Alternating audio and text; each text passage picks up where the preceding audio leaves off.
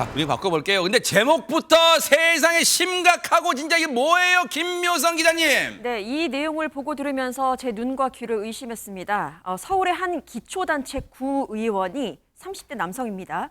성범죄 혐의로 경찰에 입건됐다는 소식입니다. 경찰은 이 남성을 특수 중강간 혐의로 조사 중이다라고 밝혔는데요. 해당 사건은 지난 4월에 벌어졌더라고요. 조기 체육회 행사 후에 서울 서초구의 한 유흥주점에서 뒤풀이를 했는데 뒤풀이를 하다가 한 여성 종업원을 성폭행한 혐의를 받고 있는 겁니다. 그런데 더 충격적인 건요. 네. 해당 구의원이 이 여성 종업원을 상대로 범행을 저지르는 동안 일행 3명이 망을 본 것으로 알려져서 충격을 안기고 있습니다. 진짜 기가 찹니다. 듣고도 기가 차요. 귀를 그냥 후벼 파고 싶어요. 안 들은 것처럼 하고 싶어도 정말로 소종섭 평론가님, 당시 유흥주점이면 곳곳에 CCTV 있기 때문에 경찰이 이거를 아무 근거 없이 입건하지는 않았을 거 아닙니까?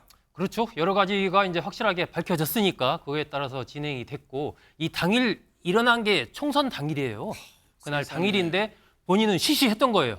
시시했는데 피해자가 이제 경찰에 고소장을 접수하고 아하. 이러니까 경찰에서 의회에다가 그걸 통보를 하고 그러면서 이제 주변 동료 의원들한테 조금씩 이 사실이 알려지고 이러다 보니까 본인이 어쩔 수 없이 8일 날 탈당계를 이제 당에 낸 거죠. 탈당계를 냈고 그러다 네. 보니까 서울시당 윤리심판원에서 그 내용에 대해서 이제 심사를 했고 네. 그래서 오늘 제명이 됐습니다.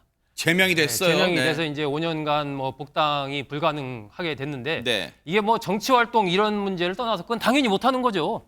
당연히 있을 수가 없는 일이고 그런데 여하튼 그 선출된 구민의 대표 구의원이 이런 행동을 했다라는 것이 보통 행동이 아니지 않습니까? 네. 이게 뭐 도저히 정말 믿겨지지 않는 그런 사건입니다. 민주당에서 제명을 했다는 얘기는 보세요. 손정희 변호사님, 뭔가 당 차원에서도 진상조 수사권은 강제 수사권은 없다 하더라도 나름 소명도 듣고 뭔가 절차를 밟았을 거 아니에요. 그래서 뭔가 혐의점이 있다고 봤기 때문에 제명 절차 들어간 거 아니에요. 근데 보세요. 더 기가 찬 게 이미 지난 4월 10일 총선 때 이런 짓을 저질러 놓고 지난 8일 날 탈당계를 본인이 제출. 그러면 그동안 버젓이 구의원 활동을 해왔던 거예요. 버젓이 뻔뻔하게. 네, 본인이 스스로 자진 사퇴하고 책임을 통감해도 부족하지 않는다라고 말씀드리고 싶은데요. 그런 와중에도 MBN에 이제 사실 확인차 전화를 했더니 억울한 면이 있다, 변호사 통해 연락하겠다라는 취지로 범행을 부인한 것으로 알려지고 있는데 본인 주장은 합의하에 관계를 가졌다는 겁니다. 합의하에 관계를 가지는데 왜 일행이 3명이 망을 봐주나요? 도저히 이해하기가 어려운 변명이지 않을까. 본인이 어떤 공적인 지위에 있다는 사실을 망각한 게 아닐까.